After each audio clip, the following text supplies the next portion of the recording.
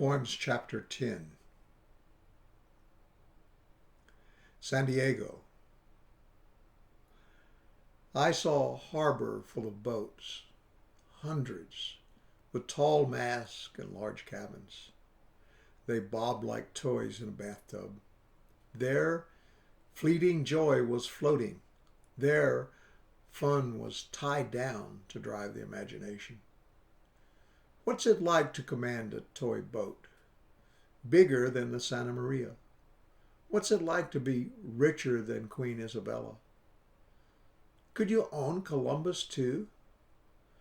Would he have parked his ship in front of the hotel as a decoration for its lobby? Why, I thought, are these things important? Why do they bother me? I talked with the toy captains. They were happy with their boats. They talked of rope and paint and math and maps and weather and racing. I thought of fishermen in Columbus, and I wanted them to give their boats to a new Columbus or a needy fisherman, or just sink them for the pleasure of the fish. I remember all of it, and I looked away from the harbor to the streets of San Diego. I thought, no more gold to find, no more natives to kill. That's why they're here.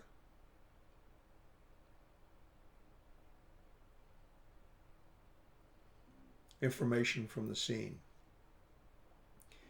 Thick brush and thin trees line the highway 20 miles east of Meridian, Mississippi. As I passed a modest curve, I saw a box-shaped clearing on my left where the brush and the trees had been torn away. In the clearing, I saw a man walking up and down and looking intently at the ground. Near the highway, I saw two women embracing in a sad, tearful consolation. I guessed from what I'd seen that the women had lost something in an accident on that curve, and that the man was looking for a wallet or for glasses or for God knows something worse, something of the driver that had remained.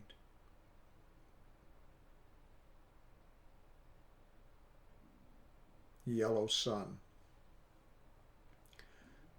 The subtle shades of yellow around the armpits of the sun spoil the shining splendor that spreads as day is done. The orange and red patches behind the billowing white clouds can't burn away the vision of beauty covered by a shroud.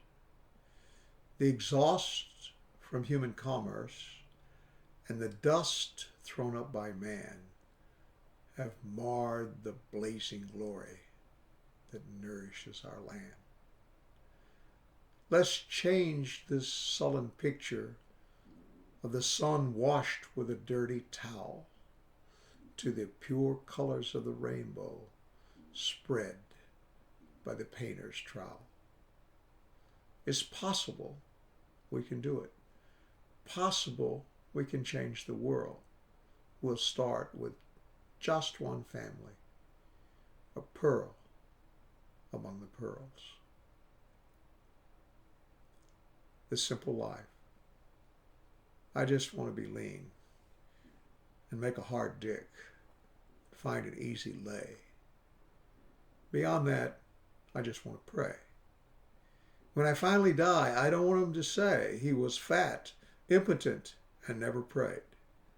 I'll pray for the people, and I'll pray for peace, but mostly I'll ask that the easy women never cease.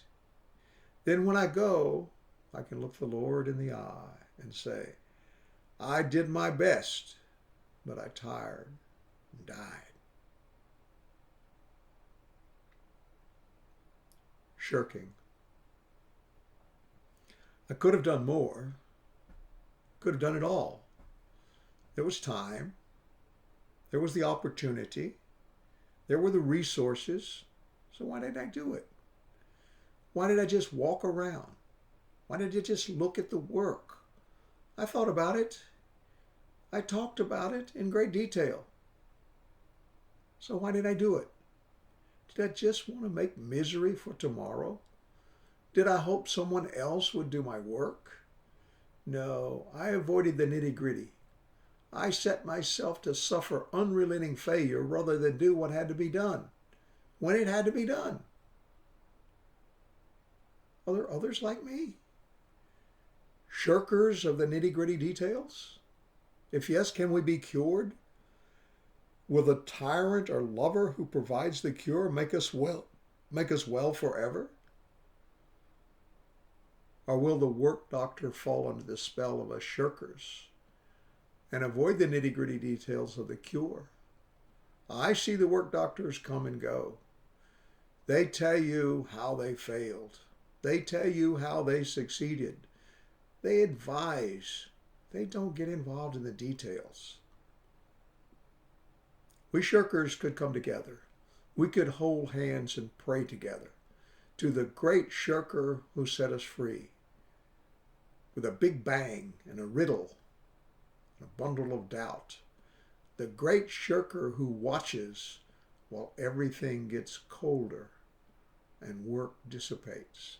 He'll give us the needed inspiration to consume the nitty-gritty with our grindstone noses. We'll have power to feign love and enterprise and ignore the colder frame of our future. We'll be like the great shirker, but lesser. We'll let lesser creations run their courses. We'll stop focusing on the details. We'll do them. Let them lose their heat in the vast, cold future.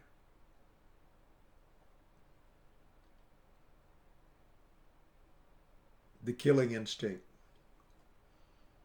The damn dogs killed both goats. I heard the growling and the tearing of flesh. But by the time I got there, they had torn them apart. They were my backwoods neighbor's pack of large hunting dogs. They had spiked collars and barrel chests. When I came, they turned and looked me in the eye. One dog had a goat by the throat and was holding it off the ground. The other dogs were tearing at the carcass of the other goat. I knelt, rested my pistol on the fence, and shot the dog holding the goat. The others bolted. I shot 2 more dogs before they could get over the fence. 2 made it over and ran zigzag across the field. I shot my pistol until it was empty, but missed them. The dog's instincts had killed the goats. My instinct had killed the dogs. Afterward, I thought of reasons. But I knew we all had blood in our eyes. I dragged the 5 carcasses to a field outside the goat pen. I dug a large trench and put the dogs and the goats into a common grave. I dug deep so my dogs wouldn't dig it up again and bring the stinking meat to my doorstep. I thought about the stupidity of instinct killing. I thought about my backwoods neighbors. His hunting dogs were gone. He would have to get new dogs to do his killing. I thought about me. I felt the rush of emotion over vengeance and spilled blood.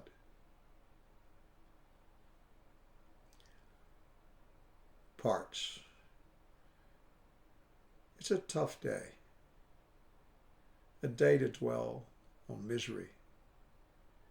But I push it back and look at it. It's laid out on white cloth, parts to assemble in order, easy to see. But misery still. There's time to fit the pieces together. I pick them up and turn them face to face to see how they were together before they were parts, before the tough day. It's hard to see how they work together at all. Once the pieces must have had smoother edges and fit together in special ways I can't arrange now. There are notches in arms and elbows that don't mesh anymore. I know it won't go back together the way it was. There'll be leftover pieces, ones with burrs and worn edges, the misery parts. I begin to rearrange the parts on the white cloth. I study them and put them together two at a time. I sand off the burrs. I leave out the notched pieces. I forget about the tough day. I put aside knowledge and love and novelty. I settle for peace and simple constructions. A new gathering. Essential things have disappeared. Easy to do things have become hard to do. I'm depressed, and I get down on the floor and I crawl under my desk. I want somebody to say something new I've not thought about before. I want them to show me a new form, to announce a new result, something meaningful, profound. No one knocks at my office door. I open it and crawl under my desk again. Still, no one looks in. The phone rings and rings. I hear an answer. It's my mother. She wants me to take my stuff and leave. She wants me to go somewhere. I'm afraid she'll go. I'm crying for her. She's so angry. Her essential things never arrived. Just me. I arrived. Some little hope she wouldn't be buried by the hard thing she had to do. I remember that I tried to hug her and she cried, but she was ashamed to see me, let me see her cry. Two people come into my office. They know I'm under my desk. They know me intimately. I tell them quietly where I am. They come and we sit together and cry. And we all wait on the others to come. Our mothers, our lovers, our children, our fathers who act like men, our friends who sit under their desk, and our caretakers who count our things and wait. Christmas of '87. It's a bad time, full of stress,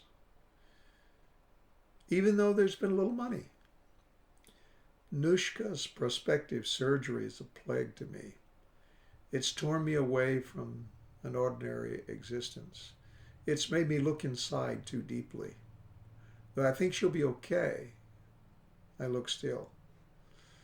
She must think I'm very weak, indeed. I look at her and cry. I think how much I'd miss her if she died. She wanted me to stay in town this week, and I've gone away on business. It may not have been necessary, but it will hurry the faithful moment, and I can hide my tears from her for a time. I think I put business up front again. She'll think that. And that I pushed her back a little. Tonight I'll call and tell her, no, it's not so. And she won't see me cry. I want her to be well. I want it to be over. I want to go back to fair fights and broad arguments. I want to stop crying. I want us to move gracefully through the next 40 years. I want to stop thinking about the man who built grain bins the day before the night his time came. I want to stop crying. I want to listen to her play the piano. I want to hear her play her Dr. Hook record and laugh about the Freakers' Ball.